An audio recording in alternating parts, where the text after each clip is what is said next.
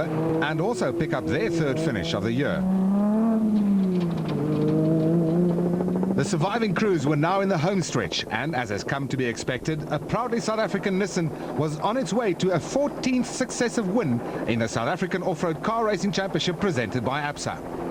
Hannes Grobler and Richard Leek had already won 5 of the 6 events run to date, and a 6th in the South African Off-Road Production Vehicle Championship was almost within their grasp.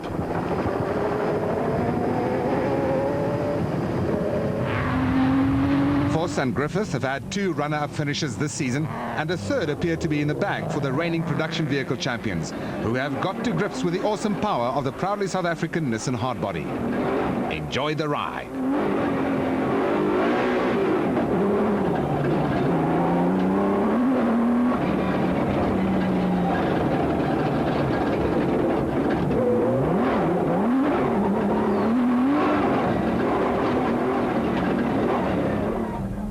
Reyneke and Houghton have finished second once, fourth once and third on 2 occasions this year. The Castrol Toyota pair looked set for another third-place finish after leading in the early stages of the Toyota Dealer 400. Gibson and Brown performed like true veterans and were not intimidated in any way whatsoever by the spectacularly fast Presidium Financial Services bat. The transition from Class B to Class A had been seamless, and they appeared to have the measure of Corbett and Moore in the second-placed Century Property Development's bat.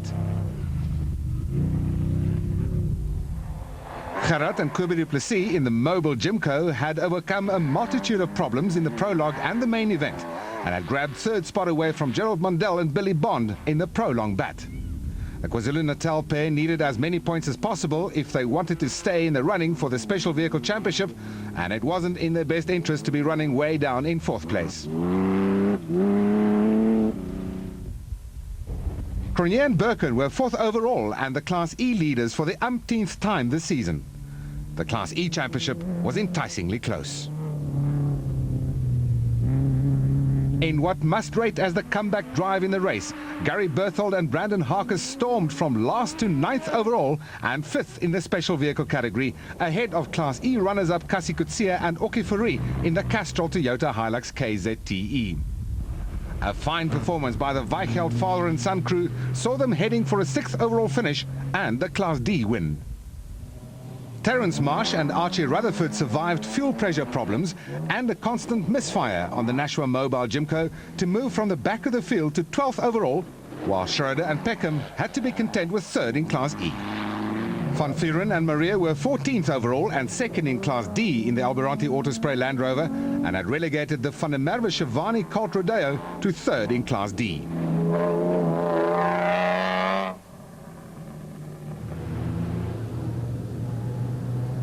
Polokwane brothers Yuri and Andre du Plessis were 10th in the production vehicle category and 4th in Class E in the BB Auto Nissan hardbody.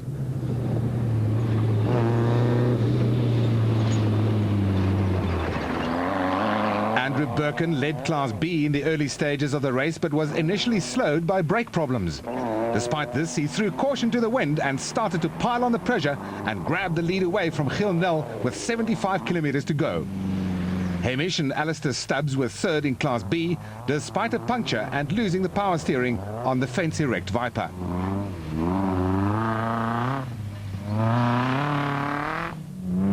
Hein Grobler and Gerard Prinsloo broke a side shaft on the GBS Racing Nissan, but were able to strip one off teammate JP Augustine's stricken vehicle and get going again after lengthy repairs.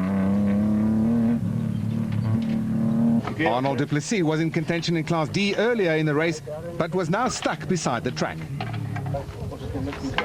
Ek dink dit is die tweede papwiel wat ons kry in my klats vlei, so ons ry nou maar plaas te maak. A cruel blow indeed for the newcomers to the SA Off-Road Car Racing Championship presented by ABSA, but they would limp home 16th overall in the production vehicle category.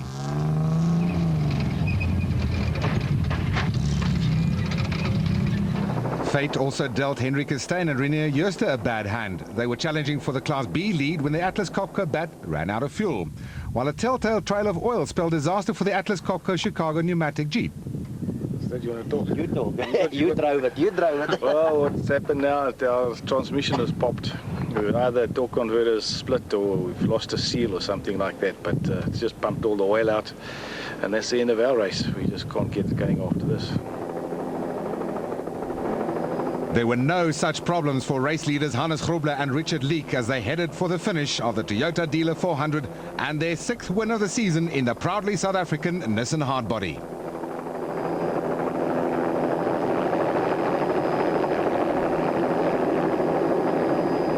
This victory also secured them the Production Vehicle Drivers and Co-Drivers Championship and was Nissan's 3rd successive championship win.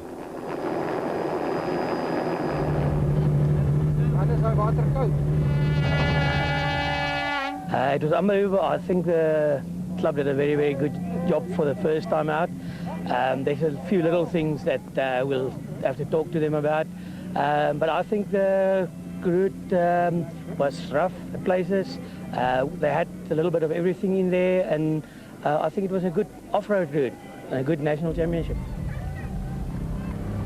Duncan Voss and Mike Griffith finished 2nd overall in the proudly South African Nissan Hardbody, which puts them in contention for the runner-up spot in the Class T Championship.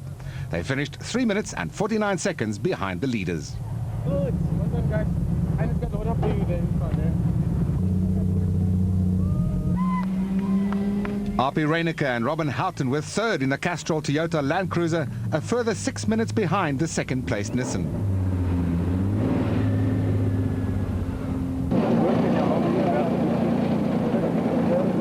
Special vehicle category winners Mark Corbett and John Moore couldn't believe their luck when race leaders Clint Gibson and Mike Brown wrong-slotted as they entered the pit complex. An upper A arm had broken on the Presidium Financial Services bat, and Gibson and Brown had to limp 30 kilometers to the finish, only to be beaten with less than 100 meters to go. They'll both rue this inexplicable mistake. Yeah, we had a great race. We got a bit lost in the first loop, which held us back a bit, but it's good to be in front again and to win a race. A well-deserved 4th overall, the Class E win and the Class E Drivers and Co-Drivers Championship for Mark Renier and Chris Birkin in the Castrol Toyota Hilux 2.7i.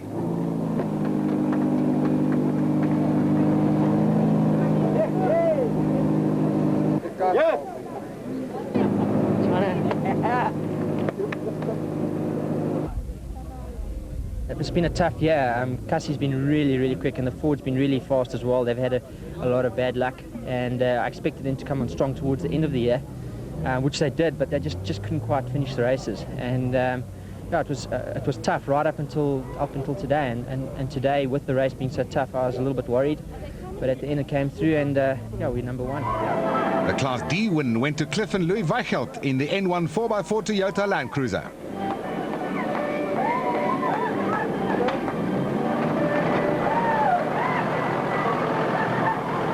It was a bit tight for us in places, so the car, and because the car's top heavy, and I think our shock setup's not exactly right. We still bouncing around too much, so we got to get back to the drawing board and set up the shocks properly. But the long straight stuff, it was quick enough, and I think we were competitive today. Andrew Birkin came from way down the field to win Class B in the WPP Wingfoot.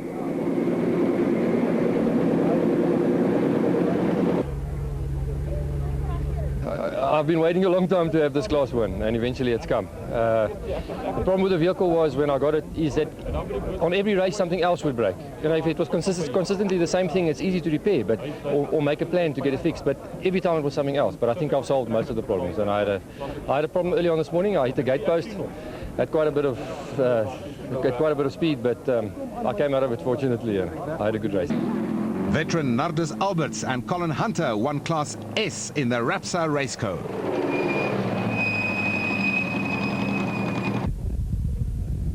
We had 3 punches. This is the result of the last one. Because normally when you get a puncture, you try to believe it's anything else than a puncture. So as you go on, this is what happens.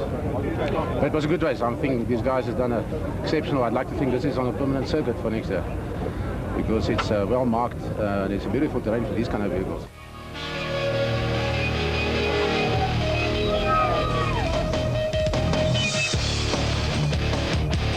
Another 1-2 for Nissan and 2 class wins for Toyota on the Toyota Dealer 400.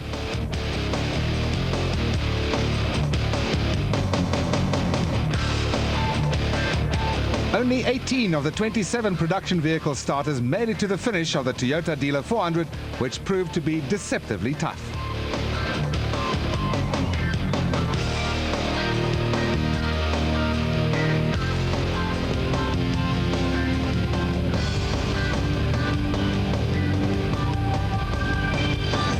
that.